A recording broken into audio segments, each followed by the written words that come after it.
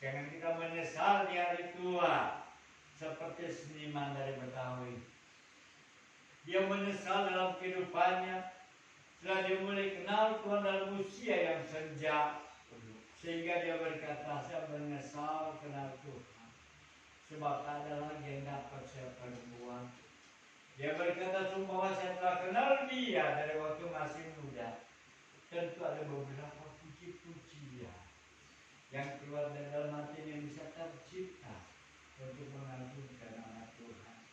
Dan biarlah kemudian kata-kata daripada seniman ini boleh senantiasa mengakar kehidupan kita.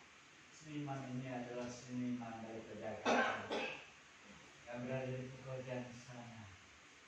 Dan itu sebabnya biar kita pada jam saat ini jangan kita sia-siakan kehidupan ini. Biarlah hidup ini menjadi satu susunan terstruktur sedemikian rupa. Keadaan tubuh ini terstruktur sedemikian rupa. Organisasi juga terstruktur dengan sedemikian rupa. Tetapi kalau mereka menyalahgunai, kalau mereka di luar daripada segala pekerjaan, dalam segala administrasi atau dalam segala susunan kerjanya mereka melanggar, maka mereka akan diberikan peringatan dan diarahkan.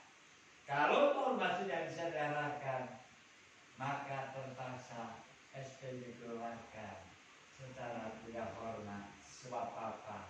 Sebab sudah melanggar, diberitahu, masih tetap membantu. Dan demikian dalam kehidupan kita sebagai orang-orang yang percaya, kita terstruktur daripada Tuhan, baik secara tubuh, rohani, sebab dia adalah kepala, dari kepala itu tersusun sedemikian rupa sampai saraf yang terkecil sekalipun tersusun sedemikian rupa. Apalagi dengan organ vital yang ada dalam kehidupan kita, seperti juga jantung, paru-paru dan ginjal, lebih terstruktur lagi. Kalau tidak, maka kacaulah kehidupannya dan kesehatannya terganggu. Demikian dalam kehidupan kita, cara kita berorganisasi, cara kita berhubungan dengan Tuhan. Kalau pada minggu lalu ada satu pilihan bagi orang Israel, dan apa itu pilihannya? Bahwa kalau kata Yosua, pilih pada hari ini, pada siapa kamu beribadah? Sehingga akhirnya orang Israel berkata, kami mau beribadah kepada Tuhan. Baik, coba kita melihat apakah mereka terinstruktur dengan baik. Kita akan buka dalam buku Yosua. Yosua adalah salah satu daripada buku sejarah. Mulai pada Yosua, Yusuf, Katibab, Tebus, 1 Samuel, 2 Samuel, 1 Raja-Raja, 2 Raja-Raja, 1 Tawar, 2 Tawari, Esra, Nehemia, dan Ester. Itu adalah ke-12 buku hikayat, buku sejarah. Kita akan membaca dalam Yosua pasal yang ke-24, dimulai ayat yang ke-19. Kita akan membaca bersama-sama sampai ayat yang ke-24. Yosua pasal yang ke-24 ayat yang ke-19 sampai ayat yang ke-24. Setelah orang Israel telah berikhtiar, setelah orang Israel berjanji, maka kita akan membaca bersama-sama. Saya akan baca ayat yang ganjil, sidang jemaat dan baca ayat yang genap. Mari Ibu Ahwa, silakan kita bangkit berdiri untuk dengarkan firman Allah. Kita simak suara firman Allah. Saya akan baca dalam ayat yang ganjil dan ayat ke-24 sedang jemaat dengan ayat yang genap. Tetapi Yosua berkata kepada bangsa itu, tidakkah kamu sanggup beribadah kepada Tuhan? Sebab dialah Allah yang kudus, dialah Allah yang cemburu. Ia tidak akan mengampuni kesalahan dan dosamu. Apabila kamu meninggalkan Tuhan dan beribadah kepada Allah asing, maka Ia akan berbalik daripadamu dan melakukan yang tidak baik kepada kamu serta membinasakan kamu. Setelah Ia melakukan Tetapi bangsa itu berkata kepada Yosua, tidak, hanya kepada Tuhan saja kami akan beribadah. Kemudian berkatalah Yosua kepada masa itu, kamulah saksi terhadap kamu sendiri, bahwa kamu telah memilih Tuhan untuk beribadah kepadanya. Jawab mereka, kamilah saksi. Ia berkata, maka sekarang jauhkanlah Allah asing ada di tengah-tengah kamu, dan condongkanlah hatimu kepada Tuhan Allah Israel. Lalu jawab bangsa itu kepada Yosua, kepada Tuhan Allah kita kami akan beribadah, dan firman-Nya akan kami dengarkan. Terima kasih, silakan. Di mana kita melihat setelah mereka orang Israel berjanji bahwa mereka akan mengikuti Tuhan, maka Yosua menginginkan ada satu struktur yang luar biasa. Karena apa? Karena mereka sudah mulai hidup. Kalau tadi selama 40 tahun mereka adalah sebagai kumpulan orang-orang yang percaya yang disebut eklesia, yang dipanggil Tuhan, sekumpulan orang-orang percaya dipanggil keluar dari rumah perbudakan menuju negeri perjanjian 40 tahun. Jarak karena begitu jauh, kurang lebih 300 kilo, yaitu Jakarta Cirebon. Kenapa jarak yang begitu dekat, tapi Allah tidak membawa mereka dengan jalan yang singkat? Kesatu, Allah tahu bahwa mereka tidak pandai berperang. Jangan-jangan nanti mereka melarikan diri. Yang kedua, mereka belum begitu paham benar bagaimana untuk cara beribadah kepada Tuhan, bagaimana supaya mereka benar-benar panut kepada Tuhan. Itu sebabnya dihilangkan segala perkara-perkara makanan yang telah mereka terima dari Mesir. Lupa bagaimana itu rasanya sop yang dari Mesir. Lupa itu bagaimana rasanya makan sayur asam yang dari Mesir. Setiap hari makan mana? Harus benar-benar tunduk, harus benar-benar taat. Kalau Tuhan bilang besok hari Sabat, hari ini kamu ambil double. Dan kalau mereka nggak ambil ya mereka kelaparan. Tapi kalau hari biasa mereka ambil double, maka ketahuan bagi seluruh bangsa Israel siapa itu yang berdosa kepada Tuhan. Sebab dia akan menjadi berulat selama semalam, dia bisa jadi ulat. Ini karena kuasa Tuhan. Berulat dan setelah berulat bau busuk menyengat di setiap perkemahan akan mencium aroma itu sehingga mereka mencari dan mereka akan diracam dengan mati. Dan itu barangkali persoalan yang kecil. Mereka ada bersama-sama. Sekarang mereka sudah tiba di negeri Kanaan dan Yosua sudah membagi-bagikan. Ini bagian kamu di sana. Ini bagian kamu di sana. Bagian kamu di sana. Semua dapat bagian masing-masing. Lalu mereka dikumpulkan di Sikem dan lalu mereka dikasih satu pilihan. Sebab Yosua mulai melihat bahwa mereka hidup sudah tidak seperti orang yang percaya lagi. Mereka sudah berbaur, betul memang boleh berbaur, tapi biarlah dedikasi sebagai orang yang percaya dinyatakan, bukan ikut kepada mereka, tapi suruh mereka ikut kepada kita. Tetapi Yosua mulai melihat dan Yosua mulai mendengar apa yang dilakukan oleh orang-orang Israel itu, sehingga akhirnya mereka dipanggil di Sikem, dan dipanggil dan minggu mereka belajar bahwa mereka harus memilih terserah. Kalau kamu rasa itu kurang baik, pada siapa kamu beribadah? Kepada Allah yang nenek moyangmu itu beribadah. Kita tahu memang Abraham juga adalah dari Ur Kasdim, di mana mereka di sana masih begitu percaya dengan segala sesuatu, sampai-sampai mereka membuatkan itu yang namanya bayangan daripada malaikat. Kalau ke situ kamu ambil anggap itu adalah hal yang baik, percaya kepada dia. Atau yang negeri ini kamu diami di tempat ini dengan tegas, sesuai tidak mau memaksakan kehendak. Kalau kamu anggap baik ya silakan. Tetapi aku dan sisi rumahku, kami tetap beribadah kepada Tuhan. Kami tetap percaya dan kami tetap mengharapkan akan kasih kuasa daripada Allah.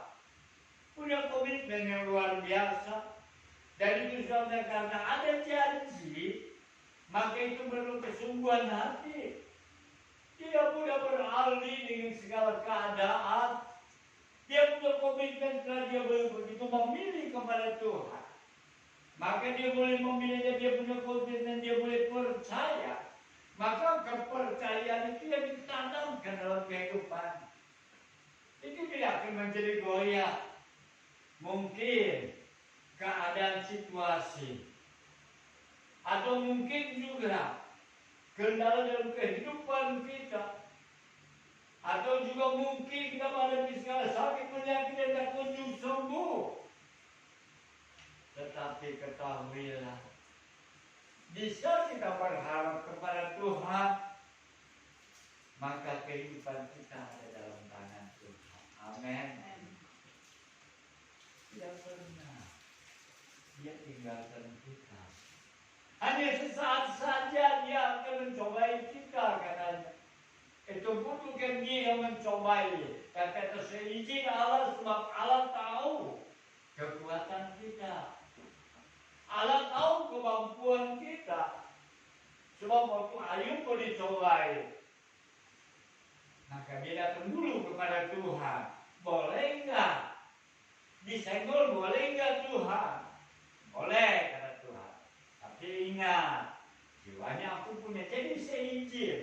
Tuhan tidak mencobai siapapun juga sesuai pada kata Yakub dalam suratnya Yakobus. Tapi sini sebab dia tahu kekuatan kita. Jadi jika kita punya komitmen, maka itu berarti kita tidak mudah goyang. Situasi, keadaan dunia boleh saja terjadi. Orang lain menghadapi dalam gelombang kehidupan, sedangkan dalam kehidupan kita juga itu tidak ada ubahnya. Sebagaimana Allah memberikan hujan bagi orang yang percaya, juga bagi orang yang tidak percaya.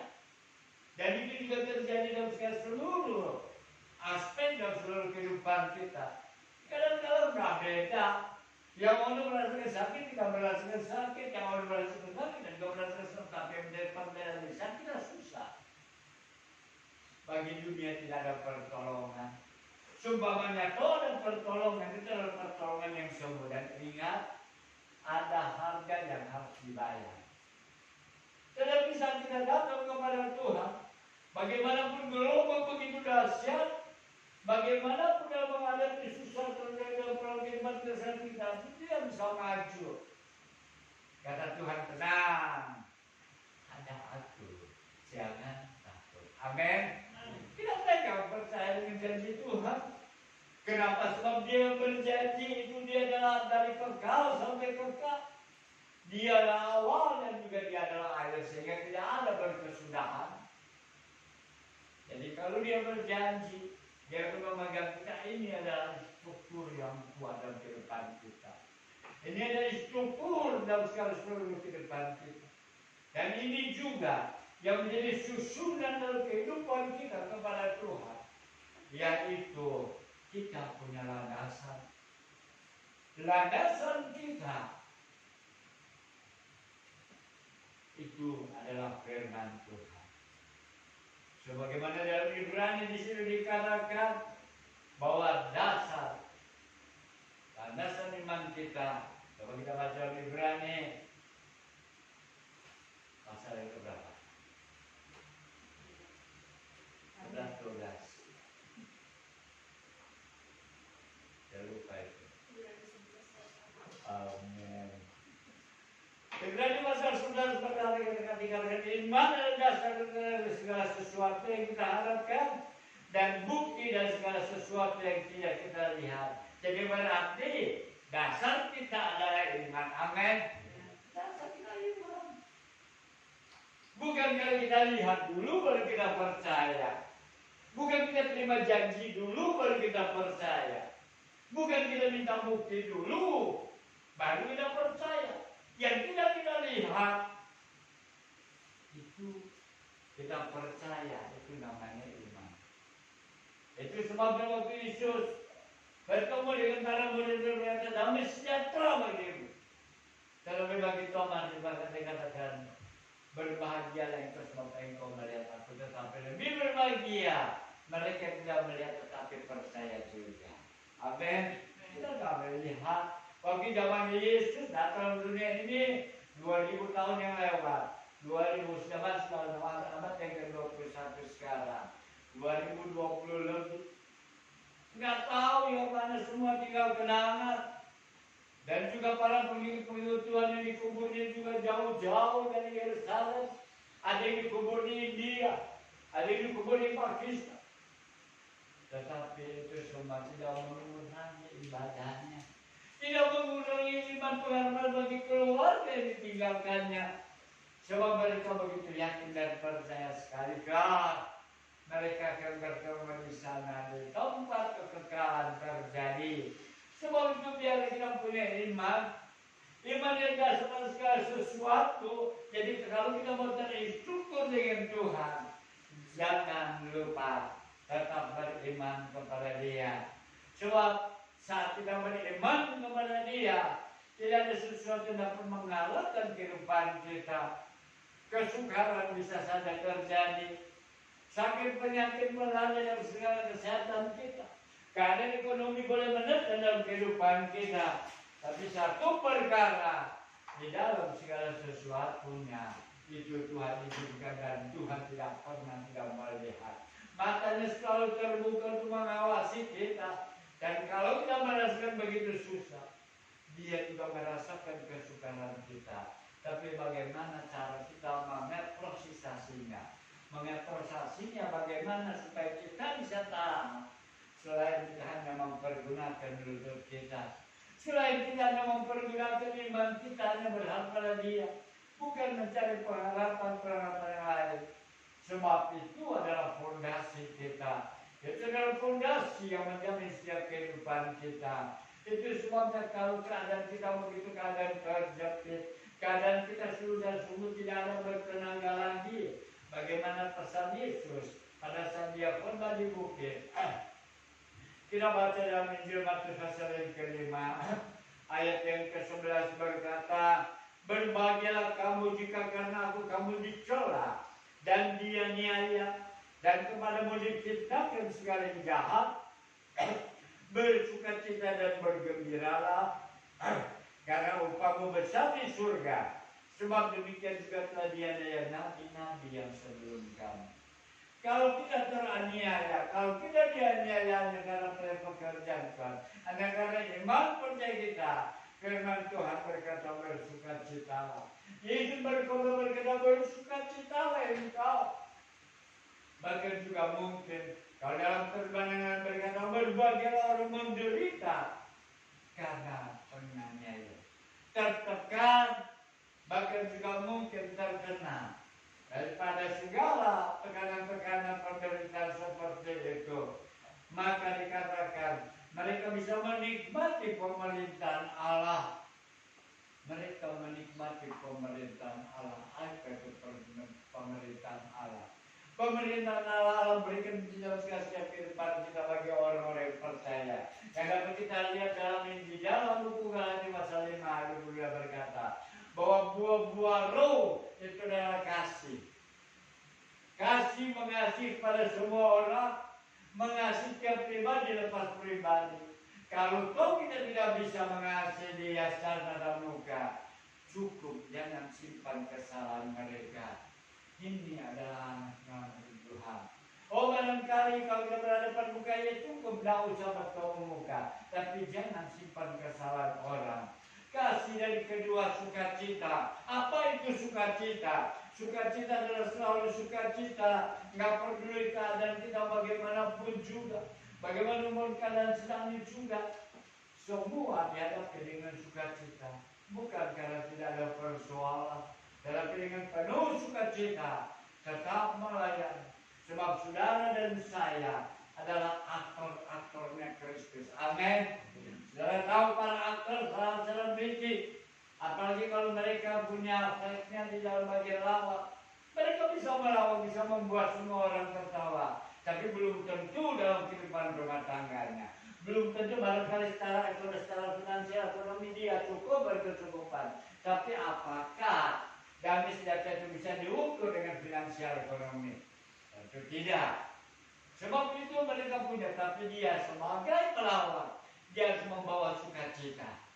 Apapun yang dihadapi dan keluarganya, singkir jauh-jauh. Demikian kehidupan kita sebagai aktor-aktor Kristus. Oh, sekarang persoalan betul ada, tetapi mari kita tunjukkan kita dalam penuh dengan segala sukacita. Bahkan juga damai sejahtera.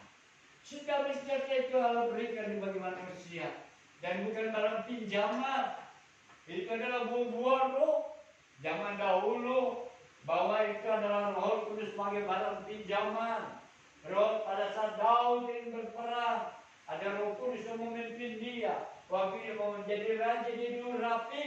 Itu adalah simbol dengan minyak diurap pengurapan. Sebab memang Roh Kudus juga dilambangkan sebagai minyak yang memberikan kekuasaan, yang memberikan otoritas. Dan itu sebagai dan itu adalah barang pinjaman.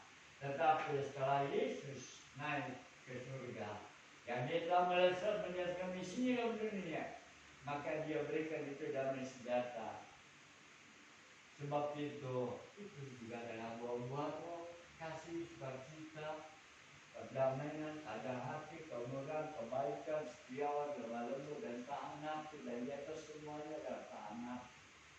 Kalau orang mau begini sama kita, yakin aja. Jadi barangkali kita juga dulu melakukan demikian. Sebelum kita kenal Tuhan, sebelum kita kenal Tuhan, barangkali kita merugikan orang lebih banyak lagi daripada orang yang melakukan kepada kita. Lebih banyak lagi, lebih sadis lagi yang kita lakukan. Tetapi setelah kenal Tuhan, maka kita belajar tahan nafsu. Sebab apa? Sebab kalau kita tidak bisa menahan nafsu, bagaimana kita bisa menerima kerajaan Allah? Bagaimana kita bisa menerima segala fasilitas yang Allah berikan? Sebab itu biarlah bagaimana apapun segala keadaan kita, apapun yang terjadi dalam kehidupan ini, maka kita selalu ingat bahwa kita harus berstruktur dengan Tuhan, punya dasar yang kokoh, yang tidak mudah diombang-ambingkan dengan segala persoalan, yang tidak mudah diombang-ambingkan dengan segala keinginan hati, yang tidak mudah diombang-ambingkan dengan segala hal pikiran-pikiran yang kita pergunakan. Sebab itu, kalau kita punya pikiran-pikiran yang lain, kata Rasul Paulus, pikirkanlah perkara yang di atas. Dan juga biarlah segala pikiran-pikiran itu jangan sampai melebihi daripada segala kekuatan kita. Ada banyak orang melebihi kekuatannya, sampai berpikir sampai jauh ke depan. Wah, luar biasa. Terlalu jauh berpikir, akhirnya nanti salahnya putus, akhirnya sudah nggak dianggap manusia lagi. Seperti Nabukadnezar, 7 tahun dia terbuang di padang belantara. Minumannya dari embun, makanannya dari rumput muda di hutan. Tapi setelah 7 tahun, Allah baru kembalikan dia. Sama seperti seseorang yang dipanggil Tuhan, dia juga harus rela, tidak ingat orang selama setahun. Sehingga akhirnya setelah dia kembali, maka dia bisa membuat terang, diberitakan kepada keluarganya sesuai pada yang guru katakan. Kalau kau akan terpanggil, ingat pada kaum keluargamu, katanya. Benar. Ya, panggil semuanya sehingga semua bisa percaya kepada Tuhan. Demikian dalam kehidupan kita. Jika kita menjadi ada tekanan-tekanan tertentu, ada keadaan kesulitan tertentu, mari sebagai aktor Kristus, dan telah terstruktur dengan baik dengan Kristus, Jangan kita goyahkan iman percaya kita. Sebagaimana dalam pengakuan Rasul Paulus, kita akan membaca dalam buku Roma, pasal yang pertama, ayat yang ke-16 dan ke-17. Roma pasal pertama, ayat ke-16 dan ke-17. Sebab aku mempunyai keyakinan yang kokoh dalam Injil. Karena Injil kekuatan Allah yang menyelamatkan setiap orang yang percaya, pertama-tama orang Yahudi, tetapi juga orang Yunani. Sebab di dalamnya nyata kebenaran Allah yang bertolak dari iman dan memimpin pada iman. Seperti ada tertulis, orang benar akan hidup oleh iman. Siapa itu Rasul Paulus? Dia adalah orang Yunani asli. Dan dia sebagai mahasiswa yang terbaik di Fakultas Gamaliel, itu seorang yang begitu muda, dia bisa mendapat surat izin untuk mengubah orang-orang percaya. Waktu itu bukan orang Kristen namanya, masih disebut orang-orang percaya. Dapat izin untuk membunuh. Dan setelah Rasul Paulus dapat pelayanan di Antioquia, baru mereka disebut Kristen, pengikut Kristus dan melakukan kehendak Kristus yang disebut Kristen. Jadi Rasul Paulus tahu bagaimana dia pernah mau dibunuh, bagaimana dia didera, bagaimana dia dicambuk, hanya saat dia mengakui bahwa Yesus sebagai juru selamat. Dia terima itu. Setiap kali dicambuk 40 kurang 1, itu sudah peraturan. 39 kali dia dicambuk. Saudara bisa bayangkan badan penuh dengan segala luka, yang penuh dengan segala luka-luka, dimasukkan ke dalam penjara dengan badan penuh dengan darah, diikat tangannya, dipasung kakinya, tapi mulutnya dikunci. Dia bisa menyanyi sebab dia adalah aktor Kristus. Sehingga akhirnya mereka terlepas dan kepala penjara yang percaya kepada Tuhan. Demikian kehidupan kita. Kalau kita boleh teristighfar dengan Tuhan, luar biasa. Tidak ada yang dapat memisahkan kehidupan kita. Tidak ada yang dapat memisahkan kita pada kasih Kristus. Sebab itu, mari jadilah aktor-aktor Kristus untuk mengambil banyak jiwa, menjadi berkat dengan menyatakan segala kasih karunia Allah dengan penuh dengan segala sukacita yang disediakan daripada Allah. Sebab itu kita perlu berinstruktur punya instruktur